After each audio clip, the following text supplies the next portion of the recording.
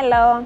Hivi unafahamu kwamba treni ya SGR yenye kasi zaidi East Africa inapatikana Tanzania? Majina yangu ni Flora Ndilime Erasto, ni station master wa stesheni hii ya Magufuli inayopatikana jijini Dar es Salaam. Treni yetu ya SGR inakimbia kwa kasi ya kilomita 160 kwa lisaa kwa treni ya abiria na kilomita 120 kwa treni ya mizigo.